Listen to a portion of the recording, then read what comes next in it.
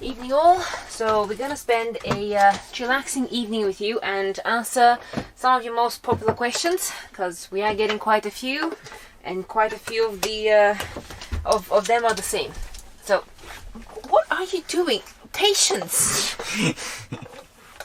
Tea. Right. So we're gonna be making some tea. Sam is doing God knows what. Okay.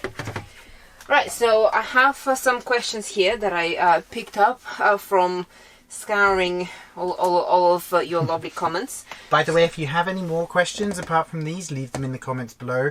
Maybe we'll do a part 2. So, question 1. Are you planning to live full-time in the van? Yes. Yes.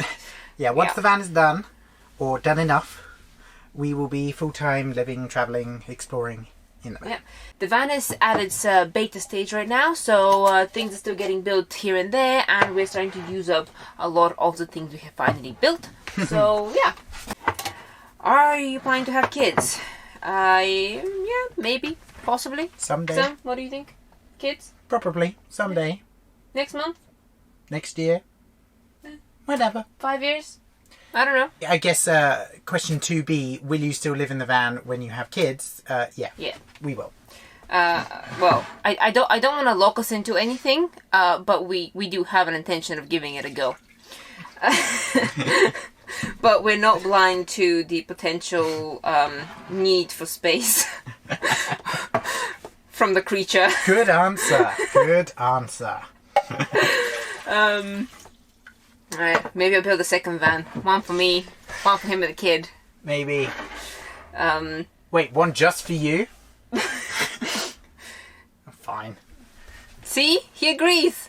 No, I said fine. That's not agreeing. How are you doing with that tea, by the way? Again, that... It's taking you ages to turn it on. We're gonna finish the video by the time you've made tea. There you go. By the way, guys, this is our J-Boil. Awesome, superpower gas kettle, okay? Well, it's not advertised like that, but it boils water really well, really quickly, and we really love using it for, well, Sam's tea, because he drinks a lot of it. That's that boiled.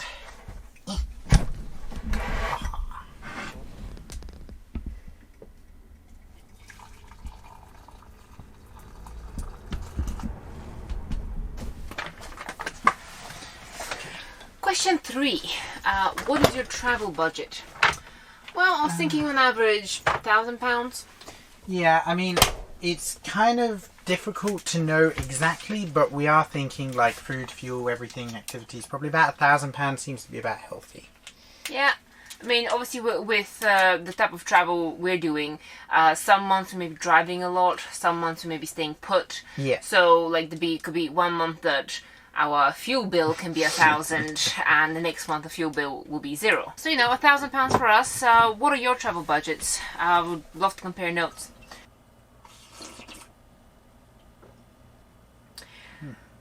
Question 4. I'm going to lose track of these numbers. I don't know why I started counting them.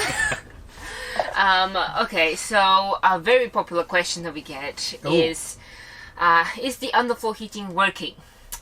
And yes. Yeah. We're gonna do I feel like that was quite anticlimactic. Yes! Yes! It is working! Okay. I think you just scared a few people away. Yeah. We are going to do a whole video on like an update on the underfloor, especially during the winter time. We want an infrared thermal camera to be able to show you, and we don't have one of those yet. So a video is coming, but in short, yes, the underfloor system works perfectly fine. We've had it on multiple times, testing it throughout the night, the timer settings, and it works beautifully. And I mean, it's getting colder now in the UK. It's October, so we'll test it with the infrared camera when it's properly cold, just so we get a proper test, because it's still relatively mild. And if you have any recommendations for good infrared cameras, shoot them down below. Yeah. Oh, this is a good one. How do you get privacy when living in the van? So I'm assuming you mean... I send you outside the van, and the van is mine. I was going to say, I'm assuming you mean how do I get privacy from him? when living in the van. So seems like I'm going to get kicked out now, isn't it? Okay, I'm going. This is how I get privacy. So come with me. So I walk all the way over here. Then I get my nice room divider. And bye-bye, Sam. There you go. So this is a new addition to the van, so you won't have seen it in our videos really, unless you met us in person or something like that. But essentially, this is our new room divider. It's a roll-up room divider, and it's a freestanding one, unless we are parked on a big slant and then it kind of falls. So it's a work in progress. You need to figure it out. But essentially, it allows us to split the van in two. So this is the room divider, and we have the living room right here, and plenty of floor space. And then, so on this side the room divider looks kind of cool and bamboo-y, and the other side is grey. I was thinking of painting the other side. Yeah, definitely need to paint the other side. But basically there's enough room on both sides where you can just wander around in your own little space, in your own little world, and we don't even have to see each other. So there you go, that's how we get privacy. If we're annoying the hell out of each other or something, I don't know. And actually what we use it for is if one person's working late, they can go to the front, work on the sofa, and the person in the back can just kind of chill out and go to sleep. So number 6, 7, 5, I've lost track. Doesn't matter. What do you do for a living? So at the moment I'm working part-time so that basically it helps us afford to build and buy stuff for the van at the moment, and my job is also putting away room dividers, it seems. What, are you saying that you live for a living? I also live for a living, yes. Living for a living is very fulfilling. What? Living for a living is very fulfilling. That should go on a t-shirt or a mug. And what do I do for a living? Well, that's an interesting question. So I'm a freelance graphic designer. So I do a lot of graphic design. I can design book covers, stickers, website stuff. I mean, everything that you see on our website, our thumbnails, all of that. That's all her. I do that. And I suppose what I do for a living is I share my life and I try and help you lovely people who are in the process of building your own vans or starting to essentially do the same, or at least I hope I help you. And also we run freedom-strider together, and that does provide some of our income. And it takes up a lot of our time. Yeah, and we're planning to take that much further. And speaking of growing freedom-strider, we have just released one of our first products, which is the Sprinter Van Layout Planner. It is currently 60% off because it's in beta, so shameless plug here, guys. If you need the measurements of a Sprinter or a Crafter, then go get it before the price goes up, because it's not going to be 60% off forever. So that's that. That's what I do for a living, I suppose. I do a lot of things. I'm sort of a jack of all trades, and I don't like to be bored, so I like to keep things interesting. Also don't like to be put in boxes. No, we don't like boxes either. Alright, next one. Why did you convert a van? Not sure. I don't know. Felt like the right thing to do at the time. We lived in a car in New Zealand for a while, and then when we came back to the UK, I don't know, just kind of like it transitioned into that. And we were like, that seems like a cool thing to do. Yeah, well, in all honesty, we enjoyed the freedom that living in the car gave us. So we love being able to move around. And but obviously living in the car was such a small space that it's not sustainable to do it full time. Exactly. And we started looking into how to do it full time, and there you go, Vanlife. Van converters and stuff, tiny houses and all these things that... ways to move your house, and it just stuck. And obviously, what is it, 4 or 5 years later? Yeah, down the line, here we are. Yeah, in a van of our own. That we FYI, we haven't been building the van for 4 to 5 years. Just thinking about it. It was just saving and designing and planning. So far, I don't regret it at all. Nope, I wouldn't regret a thing. Yeah, I feel very comfortable where I am. What, on that bench or in Yes. life? It's the same thing, isn't It's the it? same thing. Okay. I'm on the bench and I'm alive. Enjoying both. I don't know how to answer this one. What is it? What do you love most about your van, and what would you change if you were to do it again? In honesty, What do I love about the van? I love everything. thing is, I haven't put anything in the van that I haven't really committed to. Like, No, everything's taken a long time to like, yes, this definitely needs to go to here. How big is it going to be? What's it going to function as? everything's so custom that like I can't separate it in that way. I know one thing we would change. Okay. We would get more batteries. Well, we can technically do that. I know we can technically do that now, like, but from the get-go, I would get more batteries. Well, you get 3 or 4. 4. I'll go 400 amp hours of lithium. Because at the beginning, we were thinking about how we're going to cook. Maybe we would use LPG, and we were kind of umming and ahhing. And now I feel a lot more confident on electric cooking. So I would dedicate my van towards electric cooking and say, okay, let's go down the electric route and get more batteries. That's what I would do. There might be some details, like minute details about how we built something, like how we constructed the floor. You know, there's a subfloor, there's another layer and another layer, because obviously we were working it out as we were going. Yeah. But that's just technicalities of how we would build the same thing. Yeah, so Yeah. I would just say more batteries from the get-go. I mean, I love the space in the van.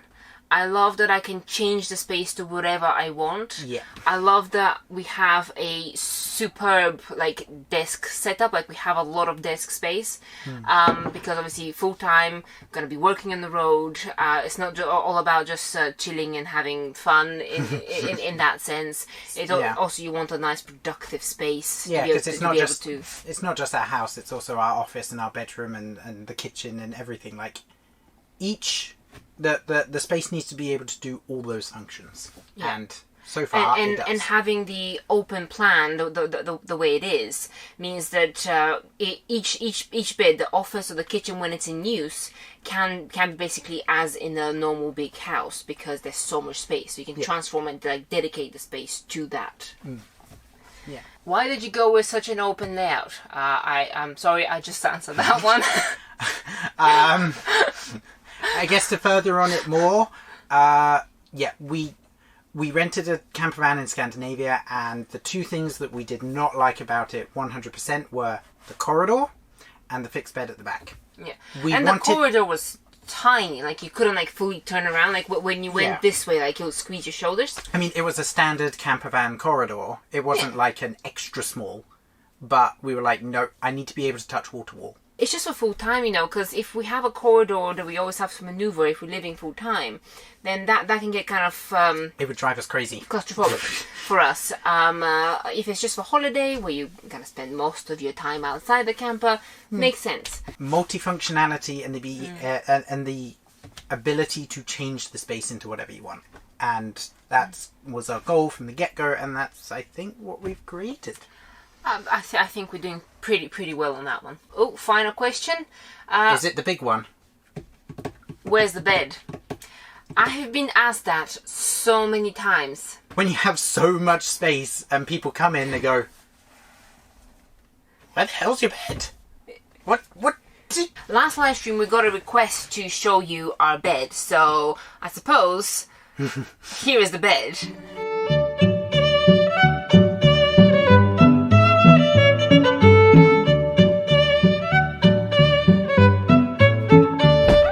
So the couch does fold into a double, but this is the guest bed. You do have to sleep widthways, which I'm slightly too tall for, but this is not our main bed. The main bed is here. Yes, it's on the floor.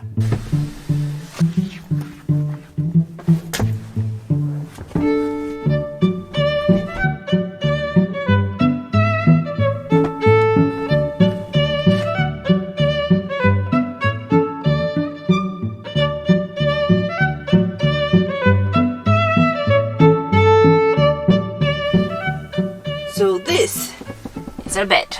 And you might ask, isn't it cold or isn't it too hard? Well, no, it's not cold because we have underfloor heating. If we did not have wonderful heating, it would be absolutely freezing. We know, because we didn't turn our heating on properly one night. And we were freezing cold.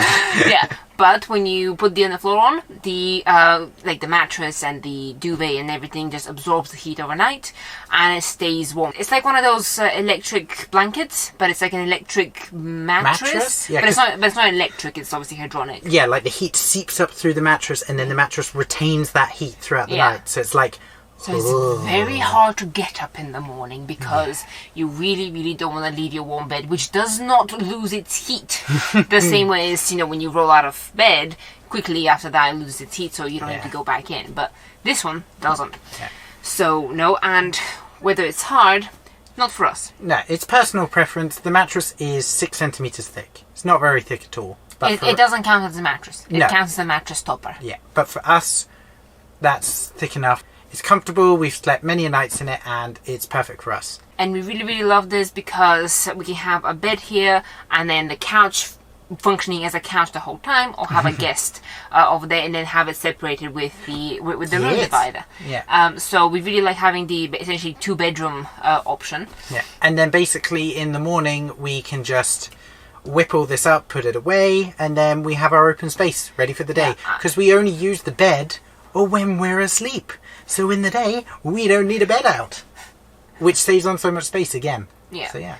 Yeah, and it takes about 2 minutes to get everything out. Yeah. Give or take, maybe a minute, depending how springy we are. Yeah. The futon is not going to live here. This is going to be like kitchen storage and stuff, but at the moment, it's not there. It's going to be underneath the couch there. Yeah. But we need to build a false floor for that, so we don't press it on into the heating section. Oh, another excellent feature of this bed. It's right next to the fridge. Just move his pillows. Move my pillows and thus my head. And you can get whatever you want out of here. Like a chocolate dessert. Sam, do you want some cheese or carrot sticks? I know you don't like chocolate. You get chocolate dessert and I get cheese or carrot sticks. That's the point, darling. I'm not impressed. Yes, you are. So thank you so much for sending your questions. I'm here chatting to our guys and you're going to bed? You leaving me here? Yes. Oh, never mind. So thank you so much for sending your questions. If you have more questions, then please send them away. We'll answer them as soon as we can. The plan for next week is to go back to doing the van build. So if you're excited for more van build videos, they are coming. We just have a few things we needed to realign. So we're a bit slow on the van build editing side, so it's coming guys. There's loads of footage, just there's only 2 of us and we're really busy. Alright, catch you next week. Sam's already asleep, so I guess bye.